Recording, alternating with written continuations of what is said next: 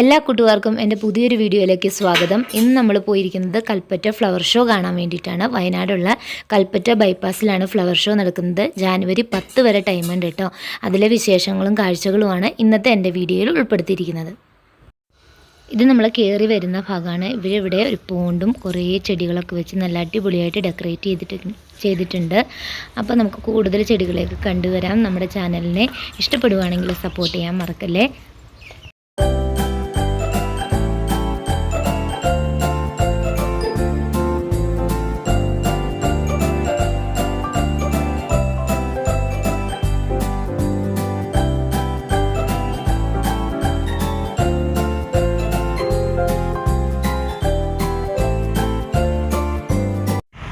ഇവിടെ ഇങ്ങനെ കുറേ സ്റ്റാളുകളുണ്ട് കേട്ടോ. വിത്തുകളുടെയും പിന്നെ ഇങ്ങനത്തെ മിഠായികൾ എന്ന് പറയുമ്പോൾ നമ്മുടെ ഇപ്പോഴത്തെ ടൈപ്പ് മിഠായികളൊന്നും അല്ല കേട്ടോ. പഴയ മിഠായികളാണ്, നസ്റ്റു മിഠായിസ് ആണ് കേട്ടോ.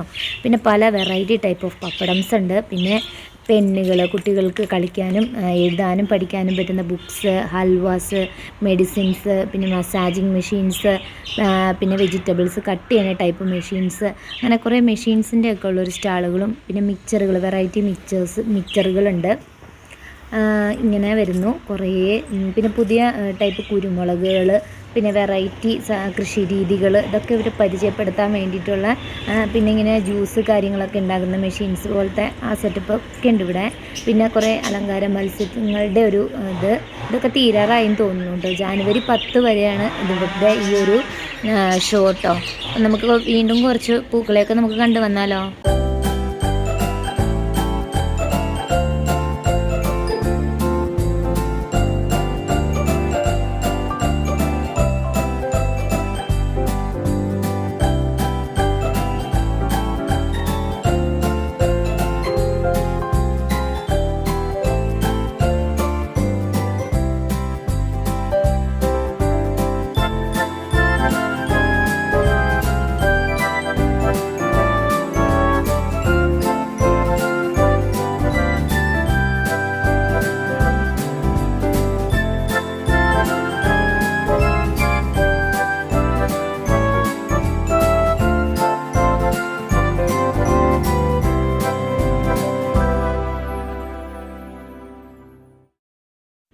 ഇനി നമ്മൾ കാണാൻ പോകുന്ന കുറേ ഫുഡ് കോർട്ടുകളാണ്. ഫുഡ് കോർട്ട് എന്ന് പറയാൻ പറ്റില്ല കേട്ടോ. ചെറിയ കോഫി സെറ്റപ്പും ഐസ്ക്രീംസും ബജ്ജീസ്, ജ്യൂസിൻ്റെ സ്റ്റാളുകൾ അങ്ങനെയൊക്കെ കേട്ടോ. പിന്നെ നമ്മളിങ്ങനെ ഒരു ബ്രിഡ്ജ് വഴി താഴോട്ട് ഇറങ്ങുകയാണ്. എൻ്റെ 2 സൈഡിലുമായിട്ട് പോണ്ടുകൾ സെറ്റ് ചെയ്തിട്ടുണ്ട്.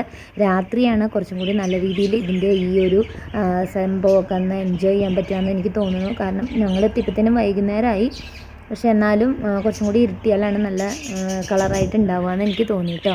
ഇങ്ങനെ കുറേ ഇതൊക്കെ ചെടികളാണ്. പിന്നെ ഇങ്ങനെ മരത്തിൻ്റെ കീഴിൽ ഇങ്ങനെ ഒരു പോണ്ട് സെറ്റപ്പൊക്കെ ചെയ്തിട്ടുണ്ട്.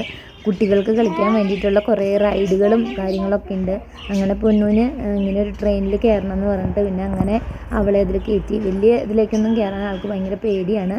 തന്നെയാണല്ലോ എന്നുള്ള ടെൻഷനിലിരിക്കുമ്പോഴാണ് വേറൊരു കുട്ടിയും കൂടി വന്ന് അങ്ങനെ ഒരു അവൾക്ക് കൂട്ടായിട്ടുണ്ട്.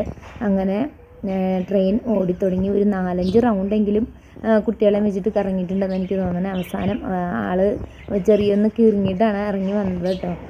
ആകപ്പാടി മൊത്തത്തിലിങ്ങനെ കറങ്ങുമല്ലായിരുന്നു. അപ്പോൾ ആകപ്പാടി ഒരു കറക്കായിപ്പോയി. അങ്ങനെ പിന്നെ ഞങ്ങൾ അവളെയും കൊണ്ട് വീണ്ടും താഴോട്ട് ഇറങ്ങി. അവിടെയാണ് കുറച്ചും കൂടി അടിപൊളിയായിട്ടുള്ളത്. ഇങ്ങനെ കണ്ണുകളെ അമ്പരപ്പിക്കുക എന്നല്ലാതെ ഈ ആകാശമഞ്ഞാലെ കയറാൻ എനിക്കും ഭയങ്കര പേടിയാണ് കേട്ടോ. പക്ഷെ ഇത് കാണാൻ എനിക്ക് ഭയങ്കര ഇഷ്ടമാണ്. പിന്നെ ഇങ്ങനെ ഇവിടെയും പായസമേളയും ജ്യൂസും ചായയും സെറ്റപ്പൊക്കെ ഉണ്ട്. ഇങ്ങനെ ചെറിയ രീതിയിലുള്ള ഫാമിലി ആയിട്ടൊക്കെ കയറാൻ പറ്റുന്ന റൈഡുകളൊക്കെ ഒരുപാടുണ്ട്. ഇത് പിന്നെ പറയേണ്ട കാര്യമില്ലല്ലോ. എവിടെ ചെന്നാലും കുട്ടികൾക്ക് വേണ്ടിയിട്ടുള്ള ഇങ്ങനത്തെ ഒരു സെറ്റപ്പ് എവിടെയും കാണും. ഇനി നമ്മൾ ചെല്ലാൻ പോകുന്നത് ഒരു നേഴ്സറിയുടെ ഒരു സ്റ്റാളാണ് കേട്ടോ. വലിയൊരു സ്റ്റാളാണ്. തറപ്പൽ ഗ്രൂപ്പ് ഓഫ് നേഴ്സറീസ് എന്നാണ് ഇതിൻ്റെ പേര് കേട്ടോ. ഇവിടെ നമുക്ക് ചെടികൾ വാങ്ങാനൊക്കെ പറ്റും.